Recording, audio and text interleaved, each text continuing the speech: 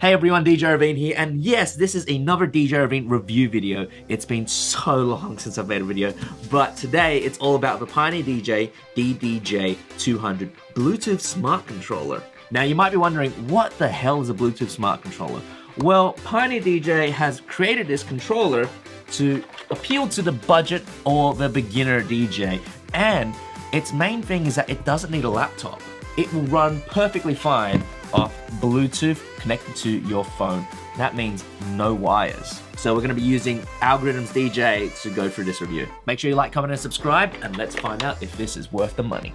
Okay, so let's go and take a look at the device itself. So you've got your 3 EQs, high, mid, and low.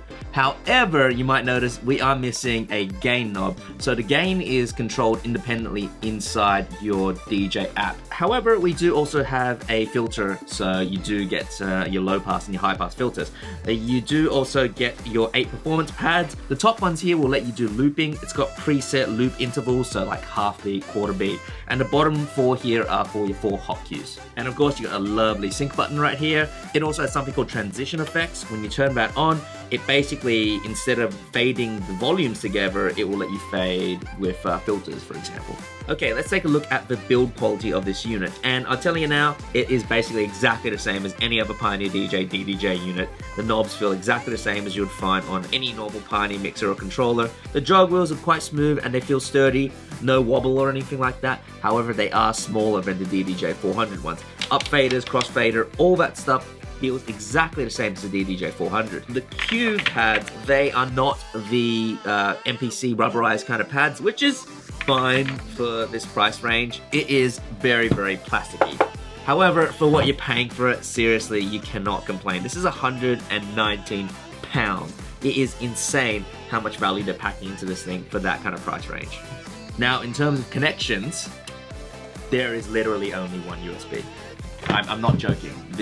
That is all there is to connect the DDJ-200 to anything. It doesn't even have a headphone jack or anything like that. Literally no way for sound to come out of this in an analog way. Now you might be wondering, so how am I supposed to monitor? As you can see, it says here cues 1 and 2. How the hell are you supposed to be using that? Well, that is a good question because there it is. PioneerDJ gives you this cable in the box. So what this cable does is that it turns your single 3.5mm jack out of your headphones, for example, into 2 separate outputs. So 2 separate 3.5mm jacks can be connected to this. So you can connect one to your headphones and the other one to a portable speaker, for example. However, this poses another problem.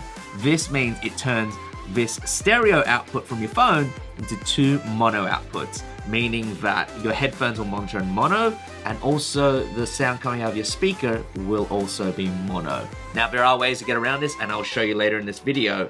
But yeah, if you're just going to be using this out of the box, it is not going to be good for somewhere that you're going to be using a stereo setup. Of course, if you're just playing at home, you could literally just plug in your headphones and then just play off the master output. But if you're gonna integrate speakers into your setup at any point, it will be mono with this cable. All right, let's go and set this up. All we need is the controller, of course, and next we have our cable, which is your standard printer cable, USB-B, USB-A, phone, and a power bank. This unit doesn't need mains power. You can run it off anything that can charge a phone. So we've got a power bank right here. I'm just gonna plug it in, and the unit should turn on. There we go. Next up, you just need to open up the software on your phone. So in this case, DJ, and we're going to tap that button, go to settings, MIDI devices, and Bluetooth devices, and then it shows there automatically DDJ-200. Just tap that, and you should see that it will connect. So that light has now gone solid, means that's connected. So my favorite thing about DJ is that you can use Spotify, and which is good because for some reason this phone does not connect to iTunes anymore, which is really, really annoying. So all we need to do is go up to the top left, press that button there. I'm gonna pick something from Spotify, pick that, and there we go. Plays. So this is just playing off my phone speaker right now. But as you can probably hear, there's very little latency. Let's do a proper scientific test right now. So what I'm gonna do is film this setup with a high-speed camera, and I'm gonna press the Q button, and we're going to see how many frames it takes for me pressing it to the waveform on the screen moving. as you can see, the difference was so minuscule that it really won't make a difference. The only time I have noticed that it makes a difference though is scratching, and I think that's because you're doing a lot more inputs. Just to show you what latency is like when you're scratching, here's a little scratch test.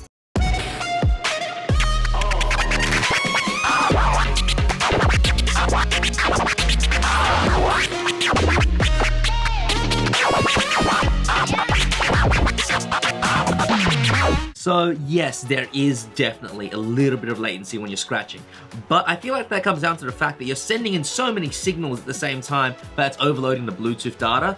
I definitely did have a little bit of trouble doing my chirps and my forwards and stuff like that, like quick movements where it needs like millisecond cutting and all that kind of stuff. But I've done regular sets on this and it's been fine, because all you're doing is pressing a couple of cue buttons, a couple of play buttons, moving a couple of faders and knobs, and there has not been a problem and I've not noticed it. Personally, the great thing about this controller and why I feel like it's so good for existing DJs is it runs so well with Rekordbox DJ. If you use CDJs and use Rekordbox, this thing is perfect. It's so cheap, and if you need something that you can use on the go, this is the perfect device. Get your laptop, get Rekordbox DJ, and then just plug it in via a USB cable, open Rekordbox, make sure it's set to performance mode, and just drag a song on and you're on your way.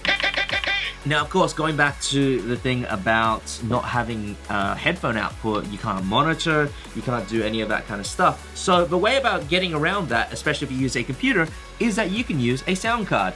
And a sound card just like this, I'm gonna unplug my sound card right now just so I can show you. This is my Native Instruments Complete Audio 6. I've been using this thing forever. And because this has two separate outputs, it's got a stereo output 1 and 2 and a stereo output 3 and 4. What that lets you do is that you can plug in your headphones into the normal headphone jack here, and then you can plug in your speakers through here, and that will recognize in Rekordbox, and it will allow you to use the cues and have stereo for both monitoring and also for your output. So I'm kind of reaching this interesting conclusion right now, which is, who would I recommend this to?